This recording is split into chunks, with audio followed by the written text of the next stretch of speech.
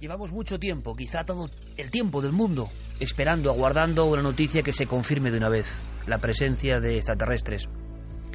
O lo que es lo mismo, la sensación profunda de que no estamos solos, de que este vastísimo universo tiene otro sentido, no el de nuestra única inteligencia y nuestra única barbarie.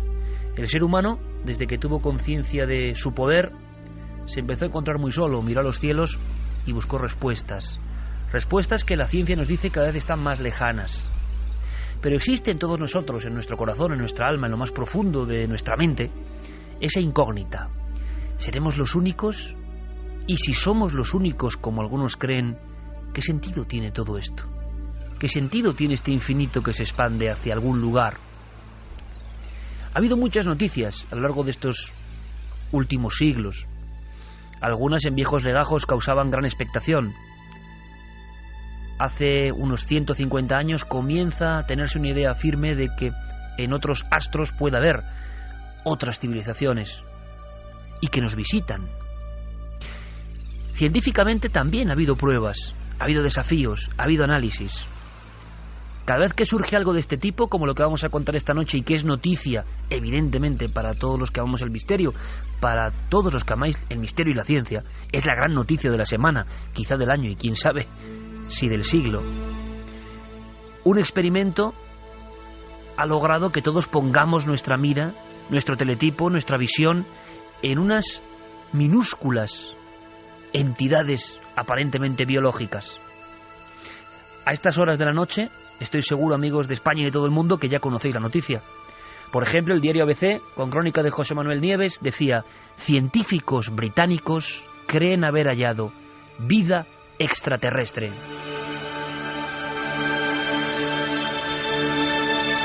Y a la 1:34 minutos, aquí en Milenio 3 en la cadena SER, no tenemos ningún tipo de certeza, no sabemos si eso es real o no, si se confirma de una vez o no, pero lo que es cierto es que cuando leemos ese titular en un periódico de gran tirada, caramba, hay como un erizarse de vellos, ¿no? Hay un retumbar, un latido muy profundo que seguramente nos trasciende, que viene de generación en generación, que viene de la necesidad profunda de sentirnos acompañados en la inmensidad del cosmos, de las estrellas. ¿Y qué son estos organismos? No hablamos aquí de grandes luces, naves interespaciales. Hablamos de unas criaturas que no sé ni cómo definir. De momento yo he visto 2 fotografías, quizá seguramente las que hayáis contemplado también todos vosotros. ¿Cómo definir esto? Parece una ameba, parece una espora, un grano de algo. No lo sé. Otra tiene como una estructura que recuerda a algo casi metálico. Esta noche saldremos de dudas. Nos dicen que eso viene de un estudio. Nos dicen que un globo a 27 kilómetros de altura encontró con sus filamentos finísimos estas especies, estos organismos, estas criaturas, quién sabe. Lo que sí nos sorprende es lo que aparece en todos los titulares, evidentemente, que son científicos, que la publicación es científica y que ellos están convencidos de que es una evidencia de la existencia de extraterrestres. Pero vamos a ir más allá esta noche, en la que evidentemente, al menos durante la primera hora y cuarto, tiene que haber dossier especial. Es un notición, es un temazo impresionante, es lo que todos andábamos buscando. ¿Se silenciará también esto? Quizá estén equivocados los estudios. Si son reales, ¿acabarán saliendo a la luz? ¿Por qué ya hay polémicas y cuestiones a la contra? ¿Qué argumentos tienen?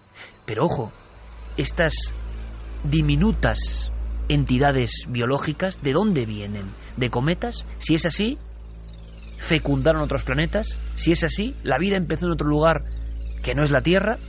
Es que son muchas las cuestiones simplemente observando estas casi fantasmagóricas fotografías microscópicas.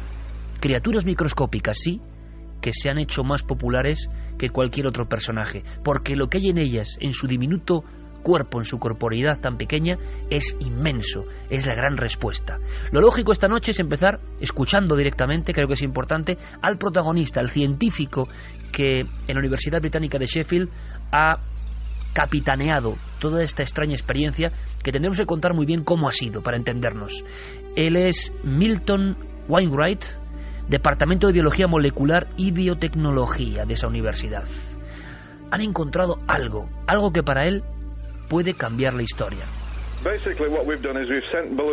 Básicamente lo que hemos hecho es enviar globos a la estratosfera. Recogimos muestras de entidades biológicas cuya naturaleza no conocemos exactamente. Son seres vivos, biológicos, procedentes de esa altitud. Debido a varias razones creemos que proceden del espacio, en lugar de tener un origen terrestre. Pensamos que esto demuestra que la vida está llegando continuamente a la Tierra desde el cosmos. Quizá cuando salgan de su casa o de ese estudio vayan a ser rociados con microorganismos o entidades biológicas procedentes del espacio. 1:37, Milenio 3. Podéis preguntar, por supuesto, ahora mismo abrimos todas las vías porque esto sí que es un programa universal. Hay quien dice que los virus pueden tener relación con estas entidades biológicas que están en ciertas capas altísimas, ya prácticamente espaciales. ¿Puede ser un error? ¿Por qué están tan seguros los científicos de primer nivel que han hecho este estudio de que no es ningún error? ¿De dónde proceden estos seres realmente? Por supuesto, no estamos seguros, pero creemos que proceden de cometas. Las muestras que usamos fueron recogidas durante una lluvia de meteoritos en julio y creemos que proceden de cometas. Hay partículas llegando continuamente desde el espacio, de meteoritos y de cometas. Creemos que estos microorganismos forman parte de ellos. El mes que viene vamos a repetir este viaje a la estratosfera y recoger muestras de nuevo durante la lluvia de estrellas del cometa Halley. Va a ser muy interesante poder repetir el trabajo de nuevo. Cometas como viajeros del espacio más profundo, que van sembrando ¿de qué? ¿De vida a otros lugares, otras tierras? ¿Cómo habrá germinado esa vida? ¿Nos observará esa vida a nosotros mismos? ¿Serán las mismas preguntas? ¿Ciencia ficción o ciencia rotunda? Ciencia que saldrá a la luz, como digo, que se mantendrá en la oscuridad. ¿Qué han descubierto estas personas? ¿Qué es noticia hoy en todo el mundo? Científicos británicos, repito, titula ABC, creen haber hallado vida extraterrestre. Y ABC y todos los periódicos de España y del mundo. Seguramente esto se vaya olvidando. Nosotros no queremos permitirlo. Para este científico se puede reescribir la historia. Ha sido muy rotundo, por eso nos sorprende también. Dice que habrá que reescribir los libros de texto. Que esto es verdad, que van a hacer más comprobaciones y que es una auténtica revolución. Claro, quizás, si es así, la más grande de todos los tiempos. Estamos reescribiendo la biología en el sentido de que la vida no se originó en la Tierra y de que continúa llegando desde el espacio. Obviamente, en ciencia, desarrollar y avanzar en estas cosas lleva su tiempo, así que va a ser muy difícil convencerles de que estamos en lo cierto. Estamos muy seguros de que los datos que aportamos son correctos, pero por supuesto es muy difícil cambiar lo que se considera un paradigma. Habrá grandes objeciones a esto. Pienso que pasarán unos 10 años hasta que sea aceptado. Va a ser un largo camino y tendremos que trabajar duro para convencer a la gente de que lo que decimos es correcto. Ni qué decir tiene, teníamos otro programa preparado, pero esto nos ha dejado emocionados y queremos saber más, repito, sin tener ninguna verdad. Carmen, buenas noches. Buenas madrugadas, Iker. Abrimos líneas de contacto porque imagino que con todo el trabajo de Guillermo León, de Diego Marañón, de todos nuestros compañeros, las redes sociales van a estar hirviendo, porque aquí sí que hay algo tremendo. Hablamos de científicos de primer nivel mundial y de imágenes y de organismos. Ojo que ya ha habido casos anteriores con polémica que también contaremos, así que hoy tenemos además un plantel magnífico, entre otros los autores de nuestros reportajes, los propulsores de esta noticia en España. Así que hay muchas cuestiones que seguro que les interesan. Abrimos líneas. Ya hay muchas preguntas y además nuestros compañeros están subiendo ya las fotografías. Hay quien habla de que no parece un ser vivo sino una especie de metal, un cacharro. Dice, si no dice Iker que eso está vivo, a mí me parece un trozo de chatarra. No, Iker en este caso no sabe nada. Si está vivo o no está vivo, dicen los científicos. Vamos a dar las vías de contacto para todas las dudas, todas las preguntas, todos los comentarios que quieran hacer. Como siempre, Nave del Misterio en Twitter, en Facebook y en Google Plus, y también el mail de Milenio 3, milenio3 con número @cadenaser.com. Que además esta noche seguimos con Milenio 3 Responde, extendiendo esa sección. Y habrá muchas más cosas y muchas sorpresas, pero el dossier merece la pena. Santiago Camacho, buenas noches, compañero. Buenas noches, Iker. Javier Sierra, buenas noches, compañero. Muy buenas noches. Emocionado, evidentemente, ante esta noticia de impacto. Javier Pérez Campos, compañero, buenas noches. Hola, Iker, buenas noches. Yo tengo la sensación, ¿no?, de que nuestra audiencia, particularmente esta noche, quiere saber más. porque luego esto se va, ¿no? Se va y quizá, como dicen los científicos, dentro de 10 años sepamos más, pero queremos saber esta noche.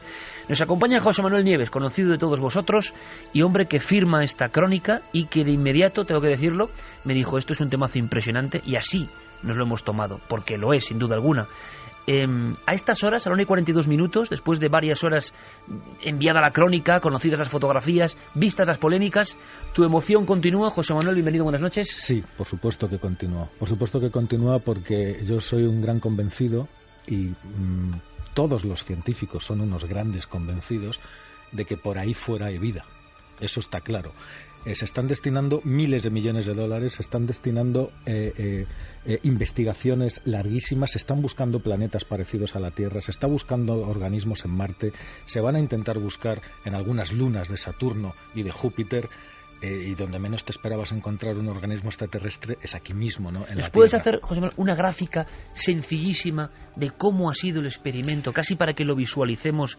¿Qué ha pasado y dónde? ¿A qué altura exactamente? Pues esto empieza hace unos años. Hace unos años varios grupos de científicos con pruebas estratosféricas, es decir, estas que se hacen con grandes globos, que se mandan a las capas altas de la atmósfera, a la troposfera, entre 22 y 27 y 30 kilómetros de altitud, pues se han encontrado en muchas ocasiones con muestras biológicas, con organismos. Entonces la primera sorpresa era que hubiera organismos que pudieran vivir y mantenerse con vida en esas condiciones que estamos en las fronteras del espacio, es decir, a unas temperaturas bajísimas de decenas de grados bajo cero, de muchas decenas de grados bajo cero, y en unas condiciones de radiación y de radiación solar, o sea, lo peor. Un infierno. Pues, un infierno, pues ahí estaban y vivos. Entonces empezaron a surgir las preguntas, y hace varias décadas ya que empezaron a surgir las preguntas. ¿De dónde vienen estos bichos, estos virus, estos microorganismos? La inmediata es que vienen de la Tierra, evidentemente, que aupados, son muy pequeños, aupados por corrientes y por aires y por la propia atmósfera, pues van subiendo y proceden de la Tierra. Ahora bien, todo tiene un límite. Y entonces lo que dice nuestro amigo, el investigador que acabamos de escuchar, es que los virus, o sea, los microorganismos que él ha encontrado son demasiado grandes y no como para que hayan podido encontrar un medio de subir hasta esa altitud. ¿Qué los ha propulsado allá arriba? No existe que se sepa, y subrayo el que se sepa porque lo mismo existe y no se sabe, pero no existe ningún mecanismo excepto, decía él mismo, la erupción de un megavolcán que con ese impulso tan grande que manda hacia arriba todo lo que pilla, pues también podría mandar microorganismos hasta esa altitud, ¿no? Pero no existe excepto ese ningún mecanismo conocido para mandar organismos del tamaño de los que ha localizado este señor y su equipo, que es verdad que está recibiendo críticas, pero hay que decir que la Universidad de Sheffield es una de las más prestigiosas que hay en Gran Bretaña. Hay que decir que han sido 3 años de investigación, y hay que decir que los resultados, el método que ha utilizado es absolutamente perfecto, es decir, es un método científico puro. Ese globo, José Manuel, te agradezco como siempre la claridad, porque muchos amigos se están enterando y amigas ahora mismo esta noche. Yo veo ese globo a esa altura, 27 kilómetros, ¿vale? Donde dicen los científicos que estaba. En ese momento el globo abre o tiene una serie de filamentos como para capturar cosas, sí, como ¿no? Pequeños esparraguitos que son casi microscópicos, ¿no? Lo que pasa es que, a diferencia de otros globos, que suelen ser globos meteorológicos en los cuales casualmente te has encontrado organismos, esta misión, este experimento iba específicamente a capturar organismos.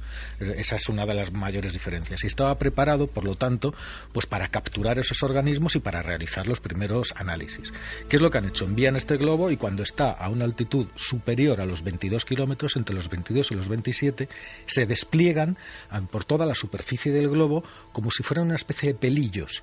Esos pelillos no tienen otra función que la de capturar los organismos que puede haber por ahí flotando, que de hecho los hay, ¿no?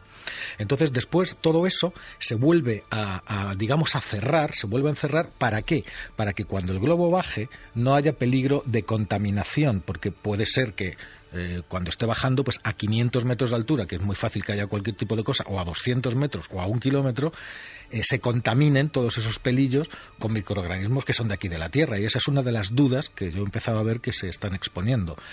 pero el equipo de investigadores ha tomado muchísimas precauciones para que esto no suceda. Es decir, se le puede haber colado alguno, pero no habría habido un anuncio tan rotundo. ¿Qué sucede? Que son organismos vivos, lo que decías antes, lo que hay ahí arriba, no cabe ninguna duda, son organismos vivos. La única pregunta es ¿de dónde vienen esos organismos? Hay una prueba que todavía no ha hecho, y entonces otra de las críticas que se le hace, que aquí incluso podría yo estar parcialmente de acuerdo, es ¿por qué no has hecho esa prueba antes de decir lo que has dicho? ¿No? Pero hay una prueba que se dispone a hacerla, que es una prueba de isótopos. Lo que se hace es que se cogen estas muestras, estos organismos, se les encierra dentro de una máquina y se miden la cantidad de isótopos de determinados elementos que contienen. Eso es una firma que no tiene ninguna duda. Si hay un número elevado de un determinado tipo de isótopos, el origen es terrestre, sin discusión. Si, sin embargo, hay un porcentaje elevado de otro tipo de isótopos, el origen es extraterrestre, también sin discusión.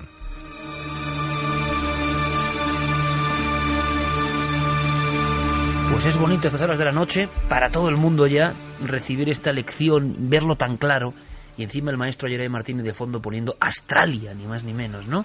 Todo un clásico, Michael Hugen, Fernando Jiménez del Oso, al que sin duda le hubiera gustado contar esta noticia, esta historia. Científicos británicos creen haber hallado vida extraterrestre. Y están en lo cierto, hemos visto ese experimento, de inmediato. Y hablamos de muchas cosas, hasta de virus, que veis que todos tenemos aquí la voz un poco tomada. Carmen, ¿verdad? Tenía la voz un poco tomada. Yo aún la tengo. Santi está así. Nuestro compañero Fermín Agustín igual. ¿Y qué quiere decir esto? Que hay incluso, si no me equivoco, que sea muy brevemente, Santi, luego ahondaremos, pero hay quien ha relacionado estos organismos, sea lo que sean, con virus, con pandemias. Con virus, con pandemias, con enfermedades como el famoso síndrome respiratorio agudo severo, e incluso hay quien afirma haber encontrado uno de estos virus en la superficie de nuestros océanos y le ha puesto un nombre que tiene unas resonancias tremendas, el virus Pandora. Bueno, pues comentaremos por qué se ha relacionado con todo esto, digamos, más negativo, entre comillas, ¿no? Es decir, que esos organismos de otros lugares no solo fecundan y dan vida, sino que, claro, pueden provocar otras cosas. La gran pregunta es, si no sabemos muy bien cómo empezó la vida en la Tierra, los científicos siguen estudiando y probando y no queda claro del todo, o no se ha recreado de nuevo el fenómeno, el milagro, como queréis llamarlo, a lo mejor es que fuimos visitados por uno de estos heraldos del espacio que nos dejó caer esas semillas concretas en el momento exacto, como si todo estuviese preparado, quién sabe. Pero entonces, ¿qué ha pasado en otros mundos? Hay posibilidades increíbles. Se vuelve a hablar de un tema maravilloso, Javier, que es la panspermia, y abrimos el debate con toda la polémica que la hay. Diego Marañón nos contará algunas críticas que están haciendo a este trabajo, que también no deja de ser inquietante o no, según cómo se mire, como cuando hay una noticia de este tipo, la crítica feroz, el acorazamiento y por lo menos el poner en tela de juicio, que está muy bien porque es trabajo científico, pero es como especialmente agresivo, ¿no? Cuando todos tenemos que tener una gran emoción si esto es real. Bueno, esta semana además ha sido una semana donde casi yo te diría que se estaba, esperando que se iba a dar una noticia de este tipo, porque durante toda la semana han aparecido noticias muy curiosas, de menos resonancia, pero por ejemplo se hablaba de que la Curiosity no había encontrado trazas de metano suficientes en Marte como para justificar que hubiera vida en el planeta rojo. Otra noticia que se ha comentado, pero no con esta intensidad, es que la Voyager ha abandonado ya el sistema solar y camina ya por el espacio interestelar con un disco dirigido a extraterrestres, no lo olvidemos. Y otra también de otra universidad británica a la que tampoco se le ha dado mucho bombo, pero que encaja en casi el prólogo de esto que estamos comentando esta noche aquí, es el estudio de un grupo de astrobiólogos de la Universidad de East Anglia que ha hecho una reflexión muy curiosa. Decía que la vida empezó en el planeta Tierra con microorganismos y que eso sucedió hace unos 3.700 millones de años, pero también pronostica que la vida terminará reducida a microorganismos dentro de 1.700 millones de años. Es decir, venimos todo en esta semana, ¿no? Todo en esta semana. Es precioso porque además eso que dices, no nos olvidemos, que yo lo digo siempre, que vivimos en Arquea. ¿Por dónde van los tiros? ¿Qué opina la audiencia? Muchísimo, me imagino, esta noche. Pues José María Díaz dice, es cuestión de tiempo que obtengamos más indicios muy pronto.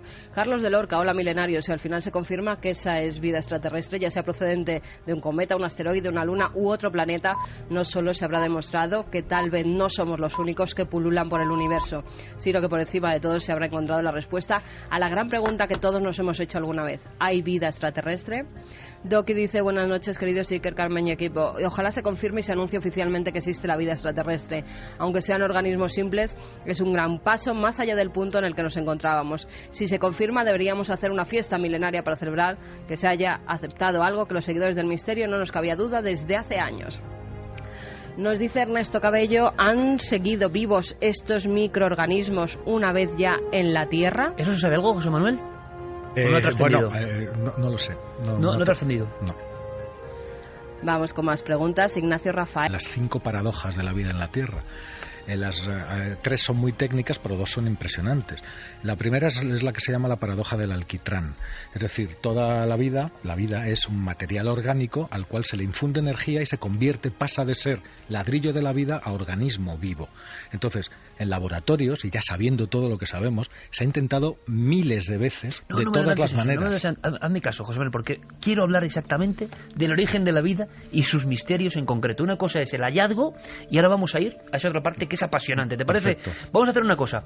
Escuchamos a 2 científicos rápidamente para que veamos también 2 caras, ¿no? Uno desde el punto de vista de la genética, como comentaba ahora también Javier Sierra, muchos de los interesados en las piezas que nos componen.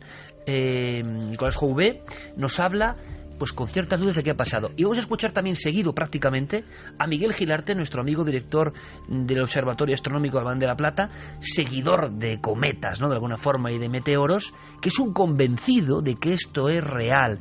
Y vamos a escucharlos a ambos para seguir teniendo opiniones. La idea de la pandemia es muy interesante, pero hay muchísimas dudas, porque realmente los microbios que se han ido encontrando, pues resulta que cuando se investigan los genes, los genomas que tienen, se encuentra una elevada homología con genes que tienen bacterias terrestres. De modo que hay muchas dudas, es decir, que puedan llegar a tanta altura desde la Tierra también es difícil, pero no imposible. Esa es mi opinión, una duda no sobre la fiabilidad de estos hallazgos, que son perfectos, pero el hecho de que muchas de esas formas de vida que aparecen en la estratosfera se parezcan enormemente a especies de bacterias terrestres, pues ya implica que pueden haber ascendido por convección o con corrientes de aire, en fin, y por eso están ahí. Parece cada vez más evidente, los científicos cada vez están más convencidos de que la vida no se formó en la Tierra, sino que llega a lomo de cometas y asteroides cuyas partículas orgánicas riegan los planetas por los que pasan. De esta manera, y sin saber de dónde y cómo se forma la vida, pues podríamos decir que la vida es común en todos los lugares del universo, y los estudios que se están haciendo ahora con la recogida de muestras de estas partículas orgánicas pues nos dirán si son muestras extraterrestres, y los científicos están convencidos de que sí lo son. Así que estas partículas orgánicas, que son extremófilas por soportar condiciones infernales, pues pueden estar diseminadas por todos los planetas de nuestro sistema solar, creando vida muy diferente, ¿no?, por supuesto, a la nuestra, dependiendo de las condiciones de esos planetas para que dicha vida pueda prosperar. Si dentro de poco tiempo confirman la teoría de la panspermia, podemos asegurar que el universo está lleno de vida. Si son los cometas y asteroides los que diseminan la vida entre los planetas, la vida puede ser tan antigua como casi la edad del universo.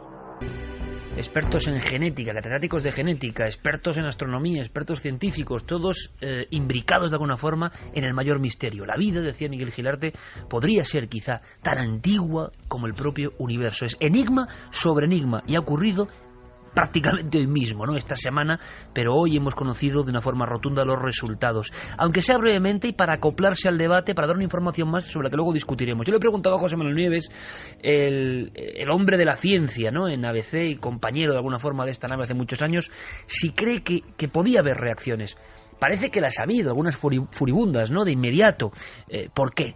Bueno, Diego Marañón, compañero, buenas noches. Hola, muy buenas noches. Has hecho un recorrido, compañero, rápido sobre reacciones inmediatas a la contra, sobre todo, sí.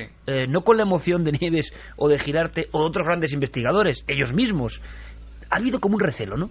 Sí, efectivamente, hay dos grandes bloques de críticas. El primero de ellos se refiere a dónde se ha publicado este estudio y a quién lo ha publicado. Los autores, Iker, como decíais, son Milton Wainwright, que es el hombre al que hemos escuchado y que estuvo implicado, aunque esto no se ha comentado en los medios, en otro episodio que ya formó parte de este programa, en la lluvia famosa de sangre sobre la población india de Kerala en el año 2001. Fue uno de los responsables de hacer los análisis de aquellas células. Además, el doctor Chandra Wickramasinghe, como decía Javier Sierra, además de ser editor del propio Journal of Cosmology, también ha estado, parece ser, implicado en otra serie de experimentos cuyas conclusiones, además de ser vagas, parece que estaban fundamentadas pues en pruebas bastante endebles. Todos ellos tenían que ver, Iker, con el hallazgo de vida, digamos, en posibles meteoritos. Digo posibles porque, según cuentan los críticos, ni siquiera pudo demostrar que las piedras o que el material de donde había sacado esas muestras fueran realmente meteoritos. Otra cosa, Iker, otra crítica es las fechas que maneja el propio estudio. Tengo en mis manos la primera página de ese estudio donde se nos dice que el experimento tuvo lugar el pasado 31 de julio. En el encabezamiento del estudio se nos dice que estas conclusiones fueron aceptadas el 9 de agosto, es decir, apenas una semana después. Los críticos dicen que es muy poco tiempo para sacar datos de los resultados, para comprobarlos y para presentarlos a una publicación científica con cierto rigor. Y a partir de ahí, pues las reacciones de un montón de críticos y de científicos que no ven con buenos ojos lo que se ha publicado. Por ejemplo, hablabais de Seth Shostak, también Chris McKay, un astrobiólogo de la NASA, dice que él no duda de que el material se haya encontrado realmente en la atmósfera, pero que la conclusión de que se trata de vida alienígena es bastante extraordinaria y que, por tanto, y parafraseando un poco a Carl Sagan, necesitará de pruebas también extraordinarias. Otros astrobiólogos, como Dick Schultz, de la Universidad de Washington, se quejan de que no haya sido comprobado de nuevo antes de publicarse, que tal y como nos decía José Manuel Nieves, digamos, de que hayan tenido demasiada prisa en hacer públicos esos resultados. Y, por ejemplo, también Rosie Redfield, de la Universidad de British Columbia, dice que, aunque no es experta en este área, dice literalmente, te leo, ni el Journal of Cosmology ni el doctor Wickramasinghe tiene ningún tipo de credibilidad científica. Pero ocurre con esto hay que tener cuidado, ¿no? Porque hay que ver a veces los críticos quiénes son, los que evidentemente, como no tengo ni idea de este área, es que suenan también un poco a chiste, ¿no? Como no soy experta, pues digo que no tienen credibilidad. Yo no sé si la tienen o no, desde luego son científicos, pero es sorprendente, en España también los hay, no quiero ni mencionar porque ya nos meteríamos en el circo y en el títere, porque algunos científicos españoles con cargos en planetarios y demás son de ese nivel, alguno incluso con capa incluida en bochornosos programas. Es decir, que este mundillo de nuestro país tiene algunos personajes que son los primeros que critican increíblemente, ¿no? Cuando su bagaje científico es 0 bajo 0 comparado con las personas directamente que han estado implicadas en el estudio. Por tanto, por eso le he preguntado a José Manuel, a veces es curioso cómo la propia ciencia ataca furibundamente este tipo de acontecimientos, ¿no? La ciencia siempre se defiende. Pero también derrumbar un paradigma cuesta, da la impresión, ¿no? Claro que cuesta. Vamos a ver, yo doy la razón, como he dicho antes, a aquellos que dicen que el anuncio ha sido muy precipitado. ¿Por qué? Porque nos faltan pruebas importantes que conocer y que los propios investigadores en su estudio dicen que tienen que hacer esas pruebas. Esas pruebas es verdad que tendrían que haberlas hecho antes. ¿No crees que ya han podido hacer algo para publicar este estudio? Es que es tremendo. Ellos ya han debido probar. Vamos a ver, es que por lo visto tienen preparado otra batería de cosas, de argumentos y de pruebas probablemente que se publicarán, según las palabras del propio director de la investigación, en las próximas semanas. Vamos a ver si esas otras pruebas llegan o no llegan. Es un poco arriesgado de todas formas. Yo no sé si, José Manuel, tú que conoces muy bien el periodismo científico, si esta forma de casi secuenciar o pausar, o como diríamos en la tele, cebar una historia, nos parece peligrosa, ¿no? De todas formas, no estamos ante... Vamos a ver, entre las críticas que decíamos antes, ahora no recuerdo que lo decían, bueno, es que luego se comparan los genomas y son los mismos. Pues claro que son los mismos. Vamos a ver, si es que son los mismos porque son los mismos organismos, claro, que están aquí. Lo que estamos diciendo es, los extraterrestres somos nosotros, claro, también, ¿no? Además hay más estudios de eso. O sea, hace poco hubo un estudio que encontraba la primera evidencia, no prueba, pero sí evidencia directa de que nuestro origen no podría ser en Marte y no en la Tierra. Es decir, y que después esos organismos nacidos en Marte y no en la Tierra hubieran podido llegar hasta la Tierra a bordo de meteoritos. La sensación que hay en el público, nuestro público, y creo que el público en general, ¿verdad? Ya le seguiremos escuchando toda la noche, es que a veces hay una batalla interna que no debe ser mala, si se quiere tener una evidencia científica, pero que es sorprendente también, ¿no? Es normal, es lo que te iba a decir, perdona, y así ya termino. Es que hay muchísima cantidad de trabajo en un sentido, y cada vez más, pero no tanta, en el otro. Sí hay que decir que las evidencias y las circunstancias que apoyan la teoría de la panspermia cada vez son más abundantes. Se han encontrado materiales orgánicos en galaxias lejanas, todas las huellas a través de los análisis espectroscópicos dan materiales orgánicos en galaxias que están lejanas. Se han encontrado materiales orgánicos en cometas, se han encontrado cantidades enormes de agua casi por todas partes. Incluso hay estrellas que están echando chorros de agua que son decenas de miles de veces el caudal del Amazonas, y lo están echando al espacio. Es decir, hay agua en abundancia en el universo, hay material en abundancia, y además, si aplicamos la navaja de Ockham, que es el principio de simplicidad, ¿qué pensaríamos que es más sencillo y más simple?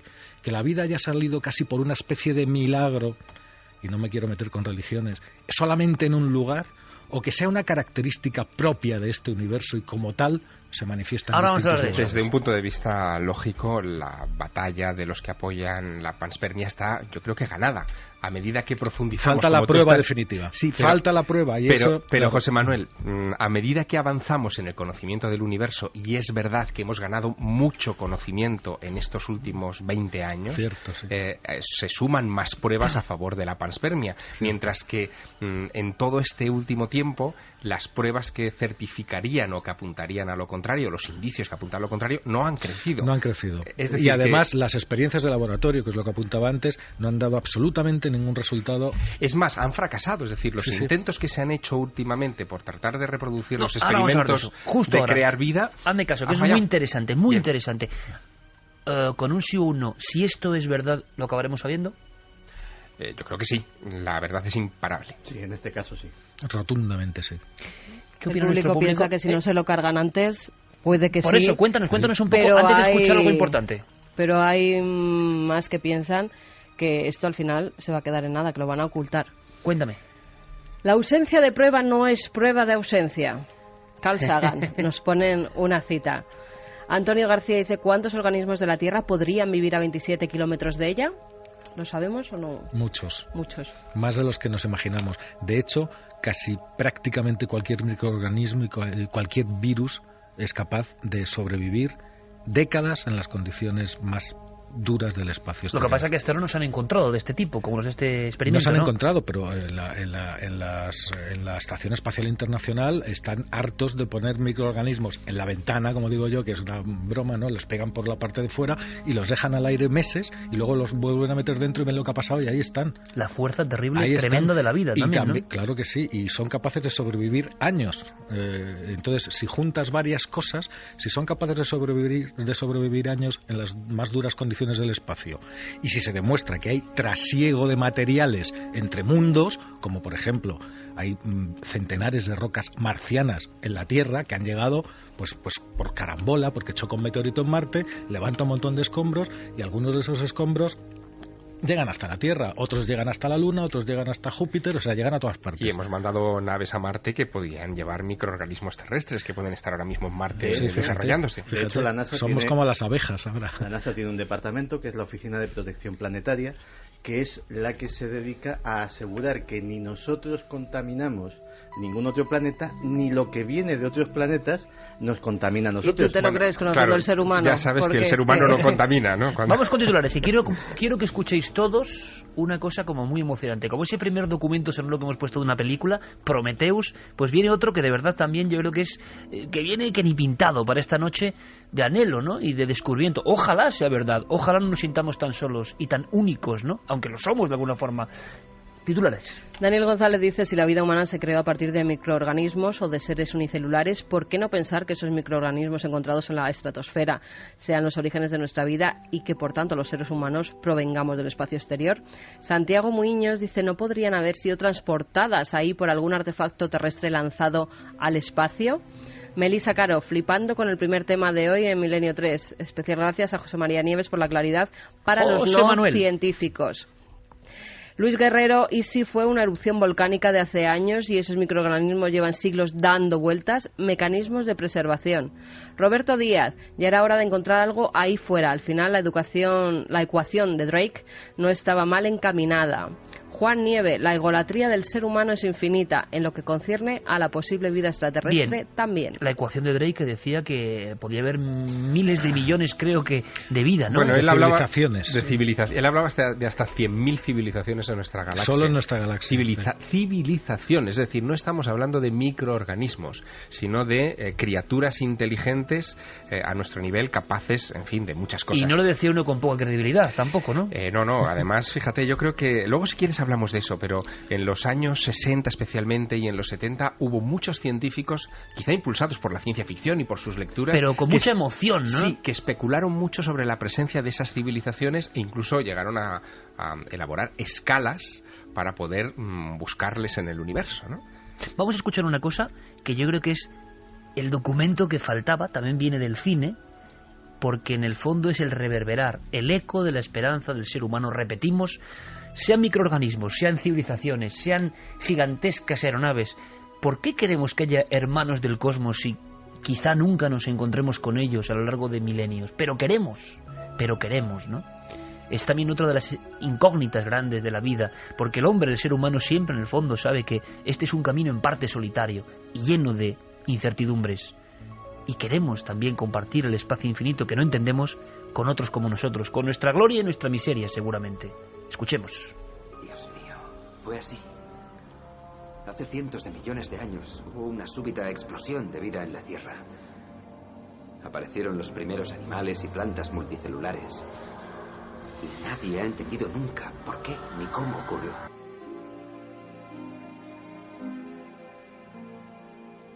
Ellos sembraron la Tierra.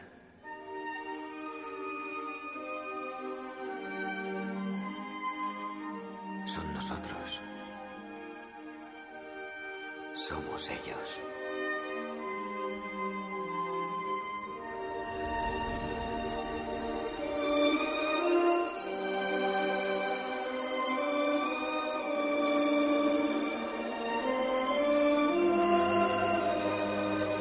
Me comunica Fermín Agustí que ahora mismo se puede decir que prácticamente el tema más hablado en España en estos instantes, el más hablado prácticamente en España, o el segundo más hablado en España, con todo lo que tenemos, jornada de liga, política, guerras, frivolidades. Resulta que Milenio 3 es lo que más se está comentando y os lo agradecemos muchísimo porque creemos entonces que tenemos una emisión muy positiva, de verdad.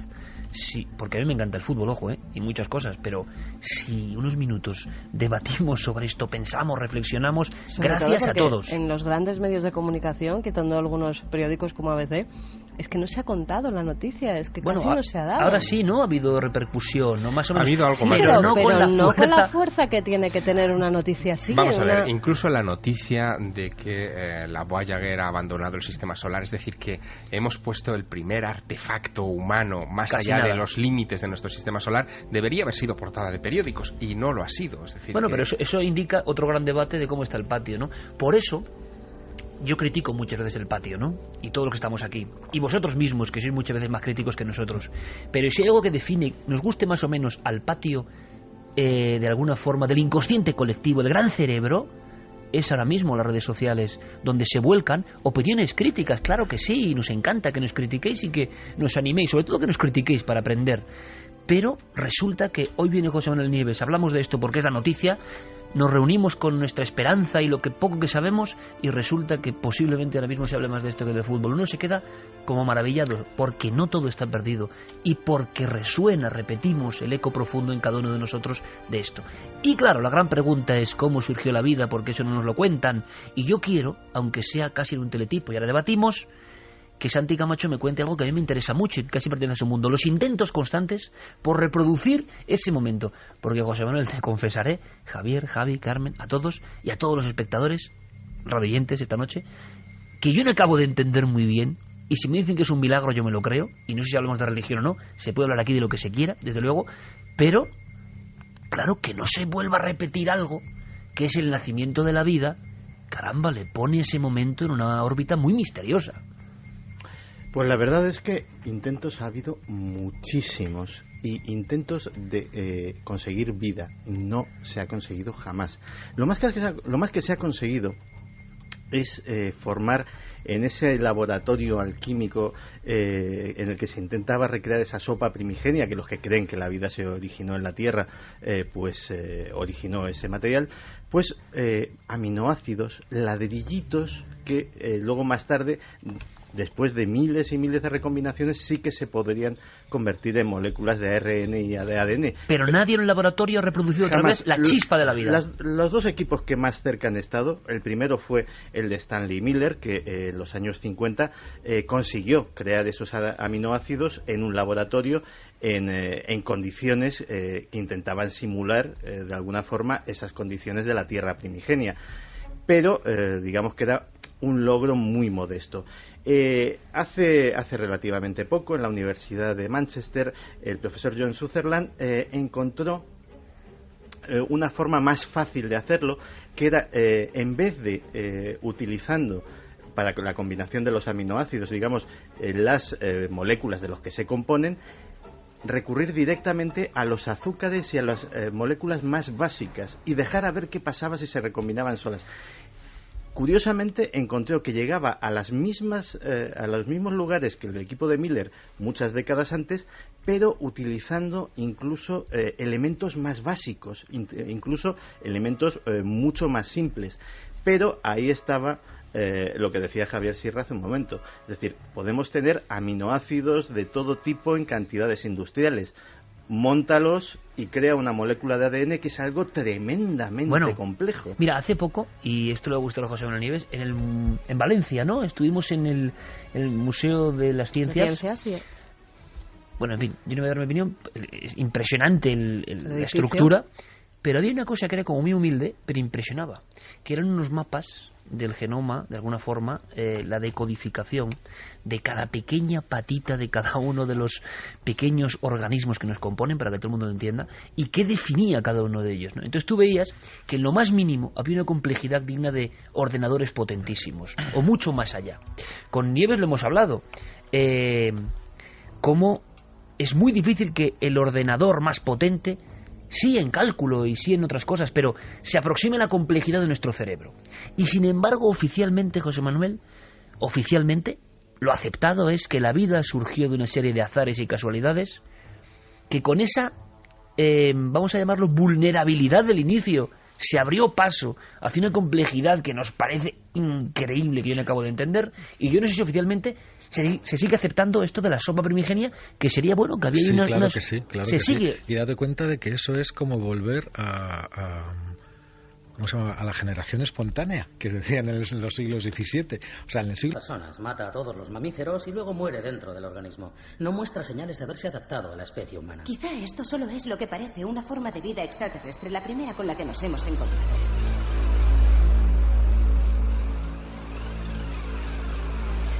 Quizá estemos también nosotros dentro de un cometa, vagando por el espacio, ¿no? En esta nave del misterio que comanda musicalmente Jerey Martínez, nuestro compañero, con Astralia. Sobre este fondo cósmico donde los haya, Santi Camacho, hablábamos de la posibilidad de virus, amenazas extraterrestres no visibles en un platillo con una cúpula. Eso sería el reflejo de la ciencia ficción o de la realidad, no lo sé, sino en organismos mucho más letales y pequeños. Pues te voy a contar una historia. Te voy a contar la historia de dos científicos franceses, Jean-Michel Clevary y Chantal Lavergel, que en el año 2010 recorrieron el Pacífico desde las costas de Chile hasta las de Australia buscando su particular ballena blanca.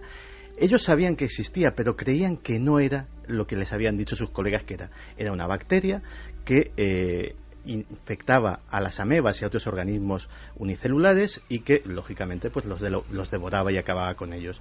Estos dos científicos de la Universidad de Marsella creían que era en realidad un virus, el mayor virus del planeta. Lo llamaban el Pandoravirus salinus. Pues bien, lo encontraron y efectivamente se encontraron con un virus del tamaño de una bacteria. Lógicamente se felicitaron por ello, dijeron, bueno, un virus en un tamaño descomunal. Estamos hablando de cientos y cientos de veces el tamaño de lo que sería un virus normal, del tamaño de un organismo unicelular casi. Pues bien, la gran sorpresa, ellos ya con ese descubrimiento se daban por satisfecho. La gran sorpresa fue cuando hicieron el análisis de ADN de ese virus y se encontraron con una anomalía absoluta dentro de todo el reino biológico. No todos, hay un solo organismo que no comparte el código genético con el resto de los organismos de la humanidad, y es el Pandoravirus salinos. Por eso le pusieron Pandora, porque habían abierto la caja de los truenos de algo absolutamente extraño. El 93% del código genético del virus Pandora no se corresponde absolutamente con nada de la Tierra, ni las proteínas que expresa. Solamente un 6% tiene alguna relación con cosas que conocemos. Y lógicamente estos científicos se encontraron ante un dilema. O estamos ante una rama absolutamente nueva del árbol de la vida, cosa que les parecía poco probable, o eso había venido de otro sitio.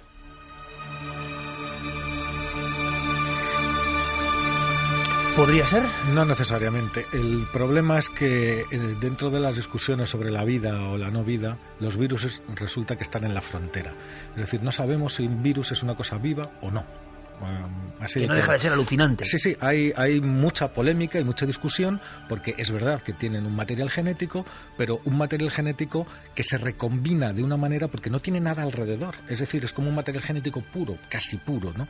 Y entonces las combinaciones que puede tener, pues y las mutaciones que puede llegar a tener son infinitas. Es decir, surgen nuevos tipos de virus.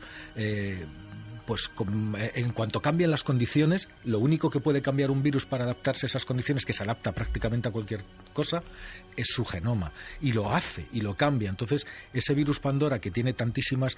habría que ver, ¿no?, si todas las pares de bases, todos los ácidos son exactamente los mismos y todo es lo mismo. Es decir, los ladrillos son los mismos. Los edificios que se construyen con esos ladrillos pueden cambiar, y los virus los cambian de una manera extraordinaria. Ahora, ¿están vivos los virus? ¿Basta con eso? ¿Basta replicar un ADN para saber que estás vivo? ¿O hace falta algo más? Esa es otra de las grandes preguntas. Y por desgracia sigue estando sin respuesta también. Yo estoy acordándome, Javier, de una cosa que es quizá para muchos meter un poco de bizarred, pero somos Milenio 3 y es que está en las páginas de Grandes Misterios, ¿no? Aquel caso de Évora, año 59, que ahora no sé lo que ocurrió, pero y estuvimos investigando allí, pero interpretémoslo todo a la luz de lo que hemos contado. Una especie de luces o meteoros o discos luminosos pasan sobre Évora.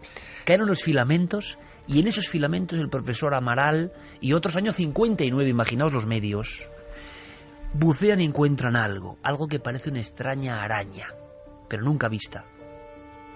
Acabó quemándose dentro de un museo, pero durante un tiempo, redescubierta en el 79, Javier, fue comidilla de todo el mundo, no trascendió a las grandes páginas de periódicos, pero se habló de un organismo a gran altura, caído después de eso, y que tuvo una gran polémica, ¿no? El caso tuvo lugar el 2 de noviembre de 1959 y efectivamente vino precedido por la aparición de dos luces brillantes sobre el cielo de Évora que rasgaron el firmamento y dejaron tras de sí algo que casi ha desaparecido de la casuística de los ovnis, que es eso que en la bibliografía especializada se conoce como cabellos de ángel. Claro, imagínate si pensando ahora que en vez de ovnis sean dos cometas. Claro, efectivamente. No sabemos lo que fue, lo que rasgó los cielos de Évora aquella mañana del 2 de noviembre, pero lo que cayó sobre la ciudad e impregnó prácticamente toda la ciudad, parques, coches, etcétera, fue una especie como de gelatina blanca, casi como si fueran filamentos de algo más pequeño todavía que un fideo, que fueron recogidos en parte por esos científicos de la universidad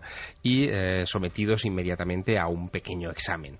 En ese examen lo que apareció fue un cuerpo central, o sea, un microorganismo de unos 4 milímetros, con un cuerpo central de color amarillo, de color como de yema de huevo, y una especie de tentáculos, eso es lo que se además cuenta. Se movieron, decían, ¿no? Exacto, sí, de color rojo muy intenso.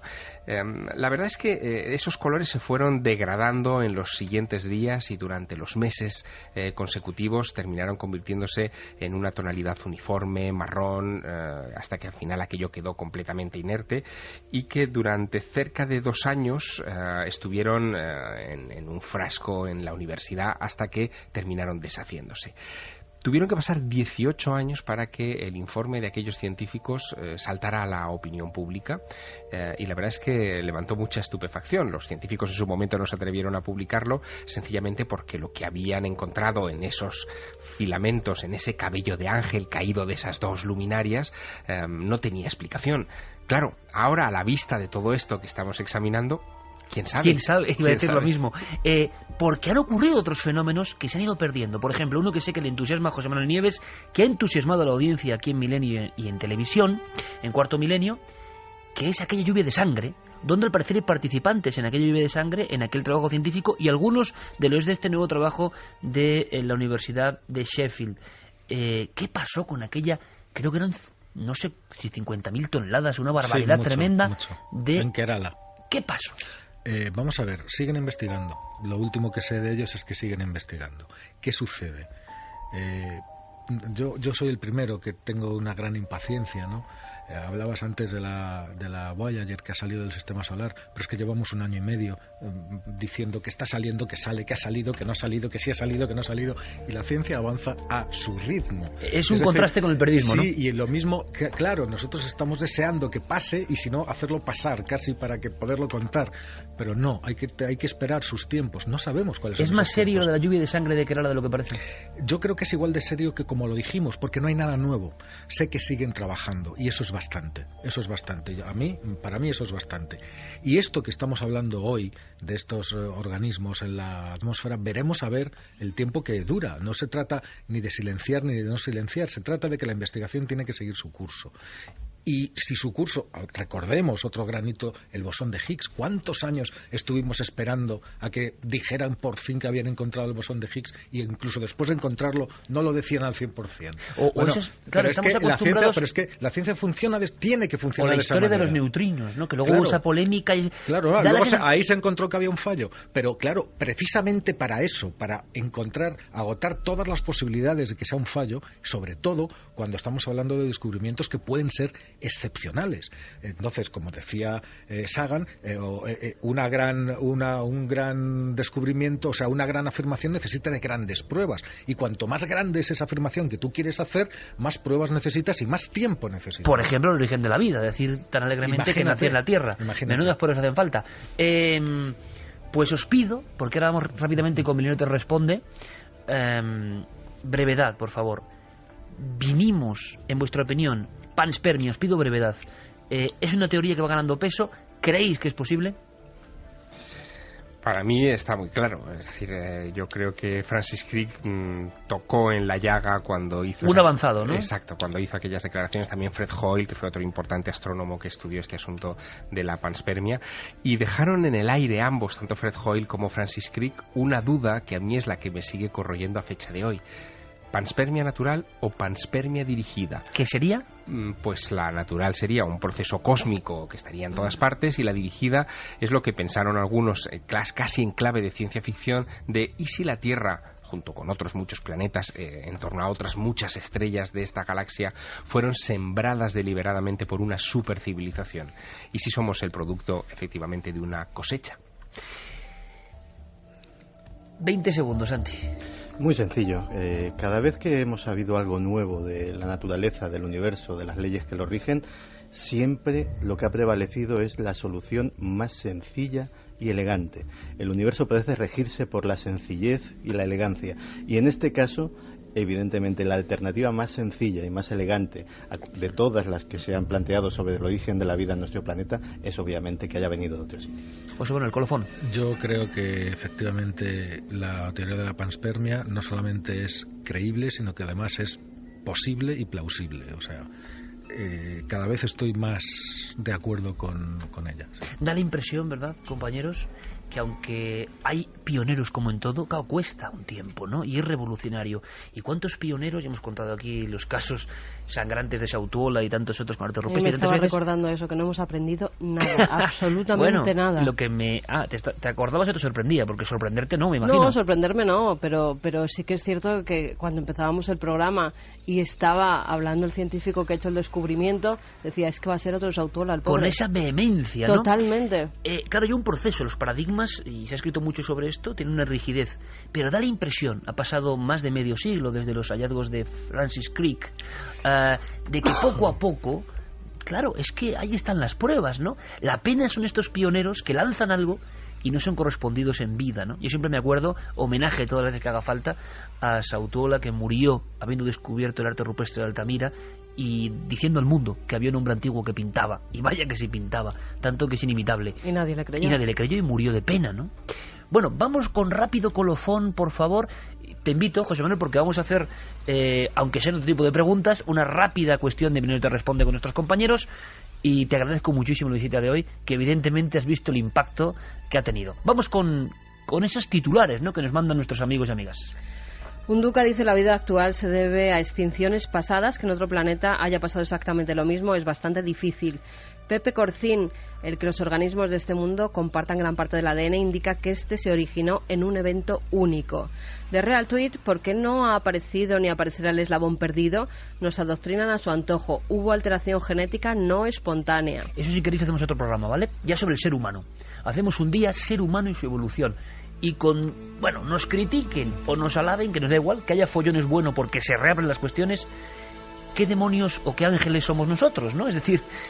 Precioso tema y mucho que decir. Somos un conjunto de seres vivos, el ser humano. Un ser humano único es un conjunto de seres vivos. Daniel González dice: los microorganismos evolucionan según las condiciones, por tanto sería explicable que la vida humana fuese creada en el espacio y hubiese llegado a la Tierra a través de un meteorito o algo procedente del espacio. Juan Luis Morilla: la vida fue creada y los creadores fueron los extraterrestres. Fuimos creados con un fin. Ahí está la duda. ¿Qué fin? Beatriz dice: eso es lo que me llevo preguntando yo toda la vida. El universo surgió del Big Bang, pero ¿de dónde venía esa materia? Bueno, ¿de dónde venía esa materia? Y si hay extraterrestres, ¿de dónde venían estos, no? ¿Quién les dio la vida esa inicial? ¿Qué tema más apasionante? Pero como este programa es así, cortamos en seco. Por supuesto que si hay más noticias, porque Javier se ha guardado en la manga, y está bien que así sea, algunas cuestiones sobre supercivilizaciones, sobre teorizaciones, sobre hipótesis maravillosas. Exacto, nos hemos quedado en el umbral, porque estamos hablando de la vida, pero claro, el siguiente paso es: ¿y la vida inteligente? ¿Hay otros seres conscientes como nosotros? Vamos por partes. Así que vamos a ver primero. Ahora que hablas de la vida inteligente, ha salido hoy, hace unos días, una encuesta en Estados Unidos, la publicaba el Huffington Post, en el que se dice que el 48% de los estadounidenses creen que los ovnis que vienen a visitarnos, su origen es extraterrestre y que contienen vida inteligente extraterrestre. 48%. 48%. No sé si es más o menos que otras veces o más está o así. menos. Bueno, hay esa sensación. José Manuel, te agradezco mucho la visita y disfrutamos mucho. Y mire que José Manuel Nieves tiene también gente que le sigue, auténticos fans y auténticos detractores, claro, porque él es de alguna forma un hombre con alma científica, ¿no? Pero, amigo, lo que nunca podemos abandonar es el entusiasmo, la emoción y las ganas de acercarnos a misterios de este calibre. Te invito a que te quedes de todas formas con estas cuestiones. Gracias. Gracias a vosotros. Milenio Te Responde, Javier Pérez Campos. Buena cosecha, nos va a dar tiempo. Bueno, tendremos que seleccionar algunas al azar e ir respondiendo poco a poco. Milenio Te Responde tiene un buzón, milenio3, con número, @cadenaser.com. Vuestras preguntas, pero sobre todo, mira, hay una que no vamos a meter hoy, por ejemplo, la hacía Mario, lo agradezco mucho, pero era caso más impresionante bueno, que es imposible, caso más impresionante estaríamos todo el programa. Os pedimos, por favor, dudas concretas, casos que queréis saber algo, historias concretas, si es posible, referidas a incidentes, casos, historias, documentos, y además, si no lo sabemos, por aquí hay un poco de truco. Ninguno de los miembros, excepto Javi y yo, que lo hemos visto, sabe qué preguntas son. Si alguno no sabemos nada, y lo vamos a decir, porque no es cuestión de ser máquinas, no lo somos, haremos tarea, haremos deberes y extraeremos la respuesta si es posible. Así que vamos allá, Milenio Te Responde.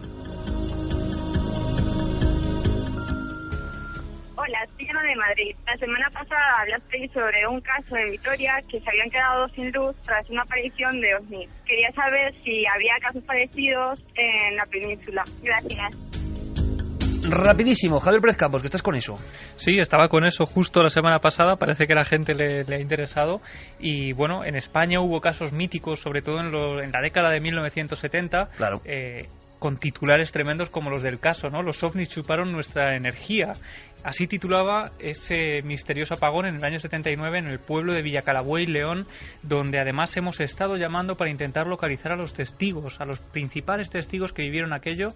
Para que te hagas una idea muy rápido, uno llega a salir con su tractor a las 2 de la madrugada, ve como todo el pueblo se queda a oscuras y sin embargo una luz mientras va sobrevolando esa pequeña población de León. Él describía como un sol azulado.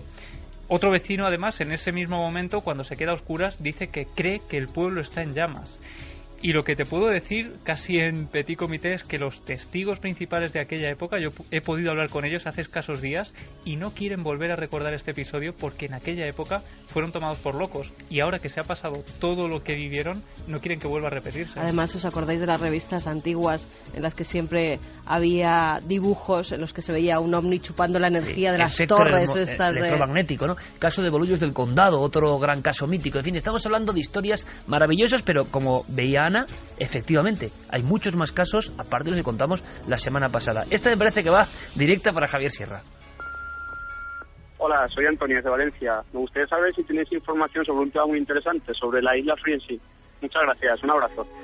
Un tema que creo que le encanta a Javier Sierra, ¿no? La isla Friendship, yo no sé si puedes contarlo. Claro, aquí, por favor, o sea, minuto por respuesta si podemos, pero... Bueno, resumir Friendship en un minuto es como resumir Humo en 30 segundos. Minuto y medio. ¿Tú eres capaz? Muy parecidos, además, a tanto Friendship como Humo. En el caso de Humo eran unos supuestos extraterrestres que mandaban cartas. En el caso de Friendship, unos radioaficionados que desde algún punto de la Antártida, o eso parecía, enviaban sus mensajes a través de la radio a radioaficionados en Chile. Bueno, es un caso que ha ido cayendo poco a poco en el olvido a falta de más evidencias. Muy bizarro. Muy bizarro y para mí probablemente tan fraudulento como el caso Humo. Exacto, yo también diría eso, fraudulento y clarísimo. Lo que pasa es que reviven muchos casos, que es otro misterio, a través de la red, y las personas los ven y dicen, ¡qué maravilla! ¿Por qué no habláis de esto? Suele ocurrir, amigos, que hemos hablado de casi todos esos temas, hemos ya hablado, y si no hemos hablado, es porque somos especialmente críticos. Pero es que esta semana han llegado 3 correos electrónicos distintos preguntando por Friendship. Y es lo curioso de esta sección, que estamos viendo algunas preguntas que casi como patrones se van repitiendo una y otra vez. Que puede darnos un estudio muy interesante. Creo que sobre la Antártida, y puede que Santi cuente algo porque él habló de unos extraños agujeros en la Antártida, nos preguntan también.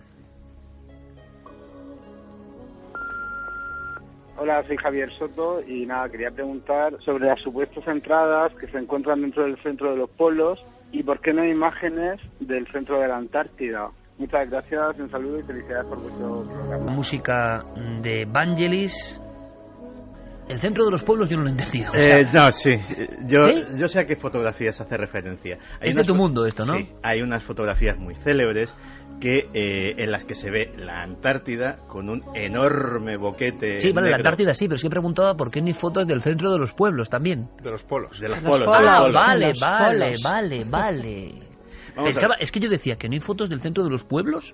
Y yo digo, y de Santi sí, y digo yo, esto es muy tuyo, claro, perdón. Mea culpa.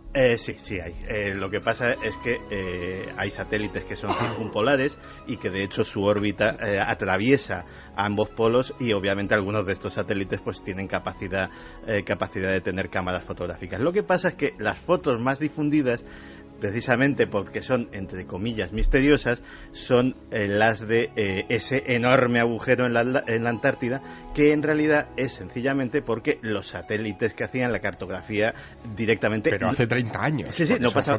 Pero las fotografías siguen circulando. Es más, de fotografías raras de la Antártida, ahora lo que se lleva son las pirámides de la Antártida. Han circulado este verano una serie de fotografías, unos montajes de Photoshop habilísimos, en las que se decía que el deshielo de la Antártida estaba sacando a la luz unas enormes pirámides más grandes que las de Keops, pero esto además... Siempre son más grandes que las de Keops, siempre, ¿no? Pero que esto además, no llama la atención. Pero es que esto además tiene una particularidad. Esto empezó difundiéndose a través de una serie de correos electrónicos que transportaban un virus, transportaban un troyano, y precisamente el reclamo para que la gente abriese ese correo electrónico era pirámides en la Antártida. Oye, pues es un buen programa, reclamos con virus que utilizan el misterio para, digamos, lanzar el anzuelo, Claro, para muchas personas, sobre todo lo que está pasando con la red, estaremos siendo manipuladores, no contamos toda la verdad que se nos oculta. Hombre, llevamos en el misterio toda nuestra vida, queremos contar verdades ocultas, pero cuando hay cosas delirantes también, oye, tenemos que decirlo. Oye, que de verdad que yo estoy seguro que a Santi no le complacería más que hubiera un Exacto. agujero en la Antártida. O pirámides, claro, o las dos cosas claro. incluso. Pero está esa especie de tuerca forzada por internet, curioso. Siguiente cuestión. Hola, me llamo José, llamo desde Barcelona y mi pregunta es sobre el caso Alcácer. Debido a que no lo habéis tratado nunca, me gustaría saber qué opinión tenéis al respecto del caso y qué podríais decir sobre él. Bueno, pues aquí llega uno de los grandes clásicos, ¿no, Javi? Es decir, hay casos, evidentemente, por su componente macabrísimo y tristísimo, sobre todo, que están permanentemente en la memoria colectiva y nos preguntan, ¿eh? Y de este caso, además, antes hablábamos de 3 correos, de este podemos hablar de una decena por diferentes vías. Es una de las grandes preguntas de las que más se repiten y preguntan por qué no hemos dedicado incluso un programa entero un caso a que este dejó caso. marcada la sociedad Totalmente. de la época y no se olvida. Además es muy curioso, imagino que José Manuel también en su día estaba, ¿verdad?, en ABC en aquella época, y eso fue... Claro, da la sensación de que es tal el dolor... que muchas veces uno no sabe decir, bueno, hagamos un programa, pero es que tampoco sé qué vamos a ofrecer, porque la oscuridad que ofrece cualquier teoría es igual de terrible y no sabemos muy bien. Yo solo puedo decir, si a alguien le sirve, pero también es muy curioso ver el análisis de qué es lo que más se pregunta, ¿eh? Eso nos da unas claves a nosotros. Y Alcácer, evidentemente, ¿por qué? Porque hace poco, además, Juan Ignacio Blanco, a quien pudimos conocer, varios de los miembros de este programa, y para mí un excelente periodista de sucesos, lo digo, pero muy implicado, es verdad, emocionalmente en el caso Alcácer. Hay como 2 teorías, al parecer, para resumir. Una que habla de la verdad oficial, de unos delincuentes que matan a estas niñas, por desgracia, hace 20 años, y otra que diría que hay como cabos sueltos o organizaciones de poderosos, que es una de las cosas que Santi controla muy bien, que hicieron aberraciones pues para divertirse. Sí, o para Snuff Movies. Exacto. También se ha hablado de... Opinión personal, bueno, habría que hacer un programa en concreto, ¿no? Primero, que el tema sí que es un poco tabú, yo creo que es muy oscuro, a mí me da mucha pena y se me pone la carne de gallina, me parece una de las mayores barbaridades de la historia, pero es verdad que marca este país y marca el periodismo de este país. Yo, por lo que he podido ver y leer, en mi opinión, y si queréis me decís la vuestra rapidísimo, pero sé que hay mucho interés en este caso, pues fíjate, yo estoy un poco a medias. Creo que es una investigación que tiene muchos errores. Creo que como en este país, como uno no se ponga de verdad, como en el caso del padre de una de las niñas, que por desgracia acabó, yo creo que ahí medio revuelto con la historia, pero es que yo, a un padre que le ha pasado eso y quiere investigar, yo personalmente le perdono y le creo y me da igual lo que haga, porque ya no le puede pasar algo a alguien tan terrible en su vida y quiere saber la verdad y él cree que el sistema se le viene encima, pues no sé qué, sinceramente yo no sé qué, creo que habrá parte de ambas cosas, ¿no?